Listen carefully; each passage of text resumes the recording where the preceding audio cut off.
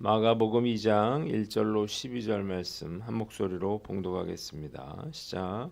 수일 후에 예수께서 다시 가버나움에 들어가시니 집에 계시다는 소문이 들린지라 많은 사람이 모여서 문 앞까지도 들어설 자리가 없게 되었는데 예수께서 그들에게 도를 말씀하시더니 사람들이 한 중풍병자를 네 사람에게 메워 가지고 예수께로 올세 무리들 때문에 예수께 데려갈 수 없으므로 그 계신 곳에 지붕을 뜯어 구멍을 내고 중풍병자가 누운 상을 달아내리니 예수께서 그들의 믿음을 보시고 중풍병자에게 이르시되 작은 자야 내 죄사함을 받았느니라 하시니 어떤 서기관들이 거기 앉아서 마음에 생각하기를 이 사람이 어찌 이렇게 말하는가 신성모독이로다 오직 하나님 한 분 외에는 누가 능히 죄를 사하겠느냐 그들이 속으로 이렇게 생각하는 줄을 예수께서 곧 중심에 하시고 이르시되 어찌하여 이것을 마음에 생각하느냐 중풍병자에게 내 죄 사함을 받았느니라 하는 말과 일어나 내 상을 가지고 걸어가라 하는 말 중에서 어느 것이 쉽겠느냐 그러나 인자가 땅에서 죄를 사하는 권세가 있는 줄을 너희로 알게 하려 하노라 하시고 중풍병자에게 말씀하시되 내가 내게 이르노니 일어나 내 상을 가지고 집으로 가라 하시니 그가 일어나 곧 상을 가지고 모든 사람 앞에서 나가거늘 그들이 다 놀라 하나님께 영광을 돌리며 이르되 우리가 이런 일을 도무지 보지 못하였다 하더라. 아멘. 오늘은 마가복음 2장 말씀을 가지고 죄사함의 권세라고 하는 제목으로 묵상 나눔하도록 하겠습니다. 오늘 본문은 세 부분으로 나눠서 생각해 보는데 먼저 1절로 2절 말씀인데 2절을 봅니다. 한번 따라해 봅시다. 예수께서 그들에게 도를 말씀하시더니 베드로의 장모를 고치신 예수님께서 다시 가버나움으로 오셨다는 소식을 듣고 많은 사람들이 예수님의 기적을 보기 위해서 몰려들었습니다. 그래서 그 문 앞에도 들어설 수 없을 만큼 그렇게 사람이 많이 모였습니다. 자, 그런데 예수님은 이적 보기를 바라는 그들에게 이적을 행하시지 않고 하나님의 도를 먼저 가르치셨습니다. 이유가 뭔가요? 말씀이 없는 기적은 사실 사상 누각에 불과하기 때문이에요. 기적을 보고 모인 자들은 나중에 어떻게 됐나요? 예수님이 기적을 베푸시지 않자 모두 흩어지고 말았습니다.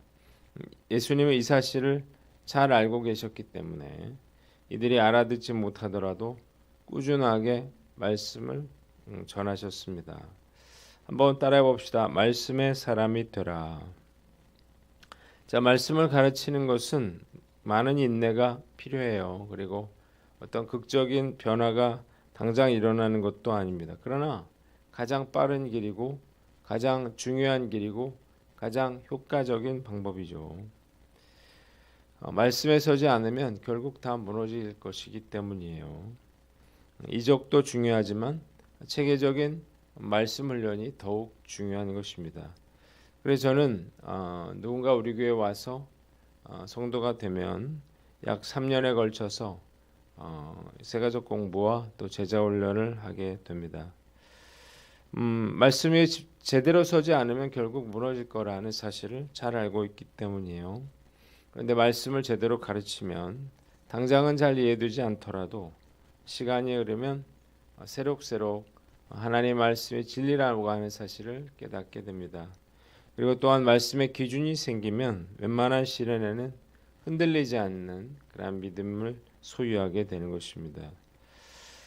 지난 4년간 중단됐던 제자훈련이 이제 막 시작됐는데 처음엔 다시 시작할 수 있을지 자신이 없었어요. 그런데 일단 시작을 하고 보니까 저도 마음이 후련하고 그리고 교회 전체적으로도 힘을 얻게 되는 것 같습니다.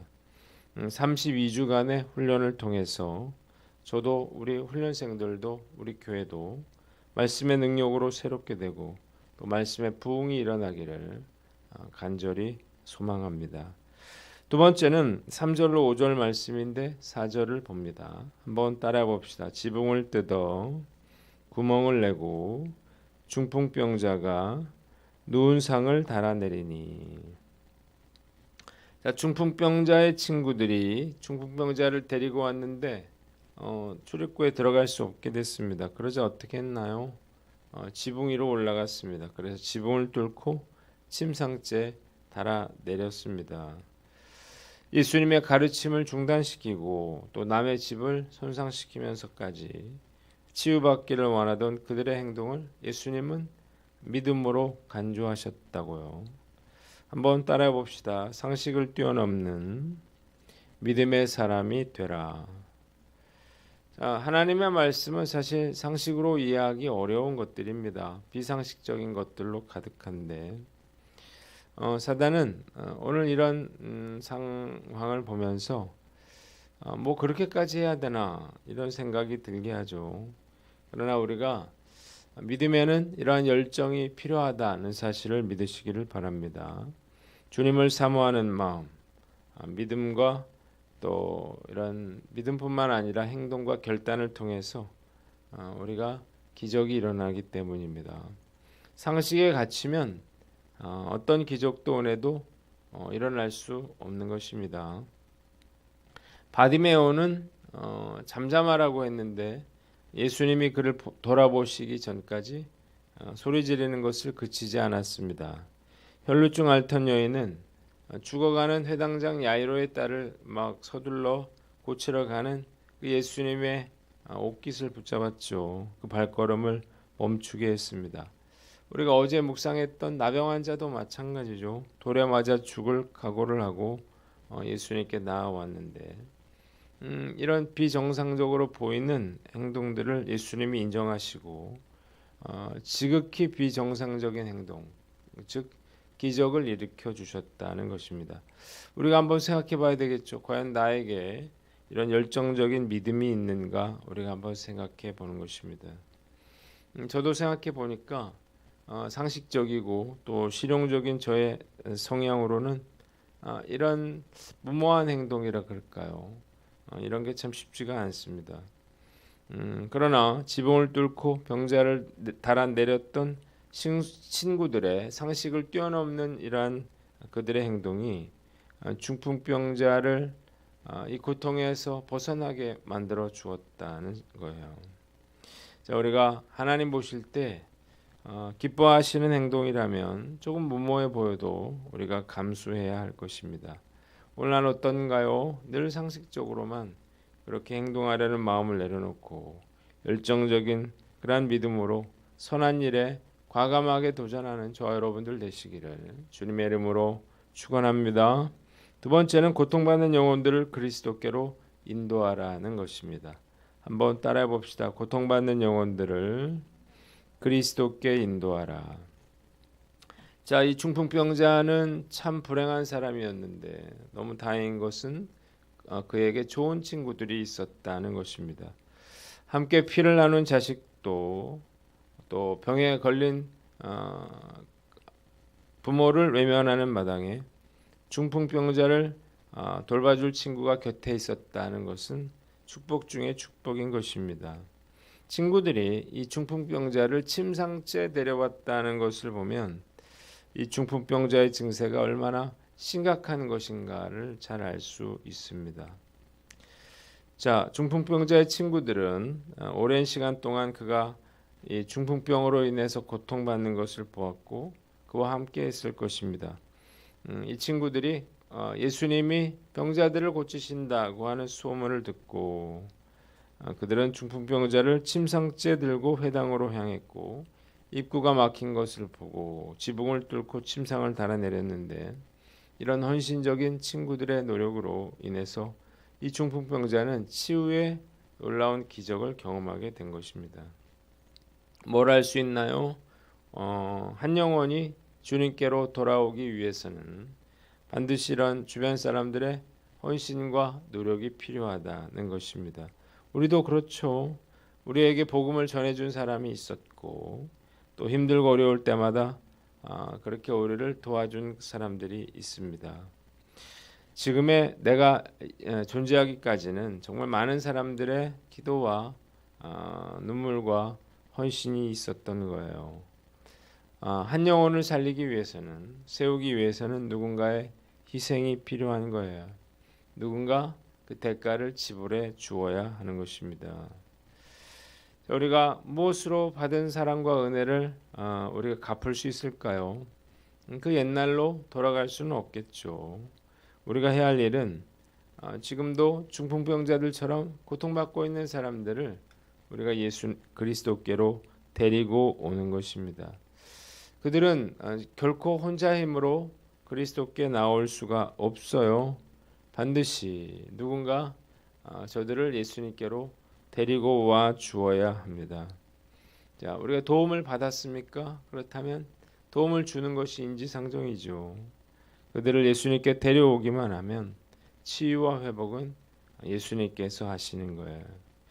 오늘 말씀을 통해서 우리가 나의 작은 헌신을 통해서 한 영혼이 구원받는 축복이 우리 교회에 임하는 저와 여러분들 되시기를 주님의 이름으로 축원합니다. 마지막으로 6절로 12절 말씀인데 7절을 봅니다. 한번 따라해 봅시다. 이 사람이 어찌 이렇게 말하는가? 신성모독이로다. 자, 이 놀라운 기적을 봤어요. 중풍병자가 자리에서 일어나는 기적을 보고 서기관들은 어떻게 했나요? 신성모독이라고 생각하고 시험에 들었습니다. 그런데 중풍병자와 이것을 본 다른 사람들은 하나님께 영광을 돌렸다고요. 왜 이런 엄청난 차이가 났을까요? 자, 서기관들은 예수님이 하나님의 아들이고 죄사하는 권세가 있다는 사실을 인정할 수가 없었습니다. 예수님이 죄를 치유해 준 거는 그렇다 치더라도 내가 내 죄를 사한다 라고 하는 말은 하나님밖에 할 수 없다고 생각했던 거예요. 그러니까 예수님이 하나님의 아들이라고 한 사실을 그들은 인정할 수도 없고 하는 것을 원하지도 않았던 것입니다. 자, 이렇게 되는 건 이유가 뭔가요? 그들의 사고가 닫혀있던 거죠. 그리고 자신들이 옳다고 생각하는 것을 내려놓지 못했던 것입니다. 그래서 사사건건 예수님을 비난하고 대적했습니다. 반면에 사람들은 이런 선입관이 없었다고요. 그래서 예수님이 하나님의 아들이고 또 죄사함의 권세가 있다는 것을 그대로 받아들였습니다. 그래서 예수님이 기적을 일으키실 때마다 영광을 돌릴 수 있었던 것입니다. 한번 따라해 봅시다. 긍정적인 믿음의 자세를 가져라. 자, 긍정적인 그런 믿음의 자세를 갖는 것 정말로 중요하다는 생각이 듭니다. 우리가 이해되는 것만 믿겠다. 이렇게 해서는 안 되는 것입니다. 왜냐하면 우리가 이해할 수 없는 것들이 너무나 많기 때문이에요.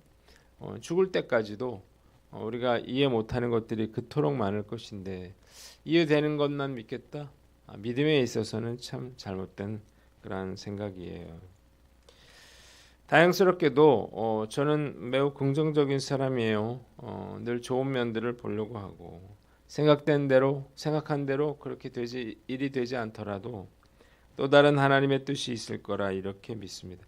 하나님이 저에게 주신 좋은 장점이라고 생각을 하는데 열린 자세와 긍정적인 사고를 갖는 것, 이것은 믿음에 있어서는 정말로 중요한 일이에요. 자기 생각에 갇히거나 부정적이거나 비판적으로 믿음 생활을 하게 되면 믿음이 절대 자라지 않습니다. 그래서 믿음에 관한은 우리가 이해되지 않더라도 아멘으로 우리가 받는 그런 습관을 들여야 되는 거예요. 우리가 믿고 나면요, 그러면 언젠가 그것을 다 이해할 수 있는 때가 반드시 오게 되는 것입니다. 나이가 들어가면서 저도 좀 경직되고 부정적으로 될 수 있겠죠. 이런 서기관들처럼 되지 않도록 늘 깨어 있기를 다짐해 봅니다. 오늘 나는 어떤가요? 오늘 말씀 앞에서 우리가 긍정적인 그러한 믿음으로 살아가는, 그래서 하나님께 큰 영광 올려드리는 저와 여러분들 되시기를 주님의 이름으로 축원합니다. 기도하겠습니다. 하나님 아버지, 우리가 말씀과 믿음의 사람이 되게 하셔서 기적의 통로로 사용되게 하여 주시옵소서.